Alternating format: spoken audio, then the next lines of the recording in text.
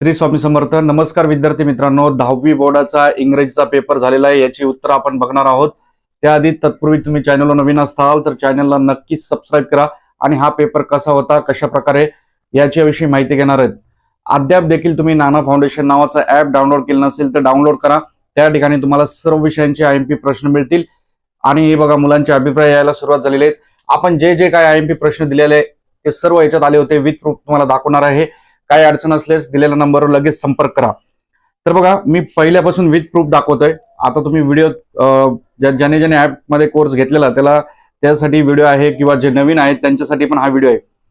पहिले 8 मार्क कसे मिळवायचे याच्याबद्दल मी एक सविस्तर व्हिडिओ आणि शिकवणी टाकलेली. त्याच्यानंतर आता ग्रामरचे मी काही टॉपिक्स टाकलेले. त्याच्यामध्ये बघा, प्रिफिक्स सफिक्स आलेला आहे.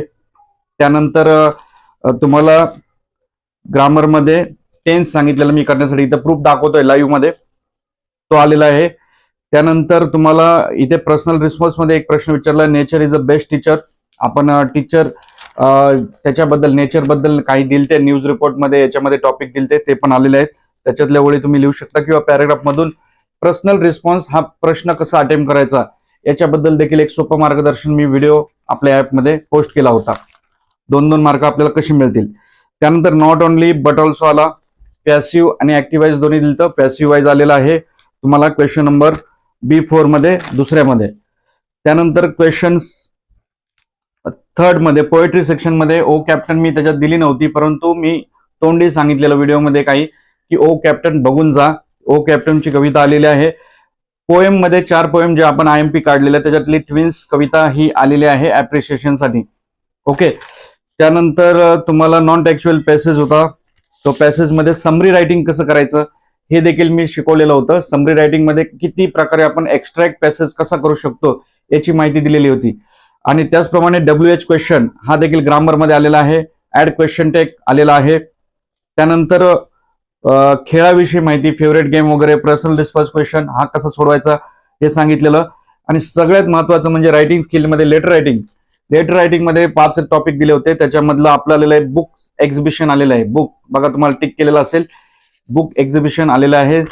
त्यानंतर त्याच्यामध्ये डायलॉग रायटिंग मध्ये मी सकाळीच 6:54 ऍप मध्ये ज्यांनी घेतलेला आता 6:54 इथे तुम्हाला टायमिंग दिसत असेल. त्याच्यामध्ये मी सांगितलेलं कम्प्युटर आणि होळी याच्याविषयी 2 विषयाविषयी वाचून जा. तर डायलॉग रायटिंग मध्ये कम्प्युटर एज्युकेशन आलेलं आहे. त्यानंतर ड्राफ्टिंग ऑफ स्पीच मध्ये books are our real friends याच्यामध्ये आपण दिलता की इम्पॉर्टन्स ऑफ एज्युकेशन, तो टॉपिक आणि हा टॉपिक तुम्ही सिमिलर आहे लिहू शकतात. त्याच्यातलं इथं इम्पॉर्टन्स ऑफ एज्युकेशन मध्ये जी काय माहिती असेल ती याच्यात तुम्ही लिहू शकता, कारण ते दोघं सिमिलर पडतात, फक्त टायटल वेगळं आलेलं आहे. त्यानंतर वर्बल नॉन वर्बल कशा प्रकारे सोडवायचे असतात प्रश्न, त्याच्यातले काय तुम्हाला मी ट्रिक्स सांगितल्या होत्या व्हिडिओमध्ये. त्यानंतर तुम्हाला इथे Navbharat school celebrate science day news report मध्ये आलेला आहे. आपण टीचर डे दिला होता, इथे सायन्स डे आलेला आहे. त्यानंतर सायन्स एक्झिबिशन पण आपण लेटर रायटिंग मध्ये दिलं होतं. जर तुम्ही ते वाचलं असेल तर तुम्हाला या ठिकाणी तो डेटा अनालाइज करून लिहिता आला असता. मग अशा प्रकारे हे सर्व मी थीम पूर्ण ही जी प्रश्नपत्रिका याचा अंदाज बांधला होता आणि तो अंदाज आपला ऑलमोस्ट खरा ठरलेला आहे. तर अद्याप देखील नाना फाउंडेशन ऍप डाउनलोड नसेल केलं तर डाउनलोड करा. तुम्हाला त्या ठिकाणी सेमी इंग्रजी, मराठी मीडियम, त्याचप्रमाणे इंग्लिश मीडियम, मॅथ्स, सायन्सचे उर्वरित पेपर चांगले घालवायचे असतील, चांगले मार्क मिळवायचे असतील तर नाना फाउंडेशन नावाचा ऍप डाउनलोड करा किंवा दिलेल्या नंबरवर संपर्क करा. श्री स्वामी समर्थ.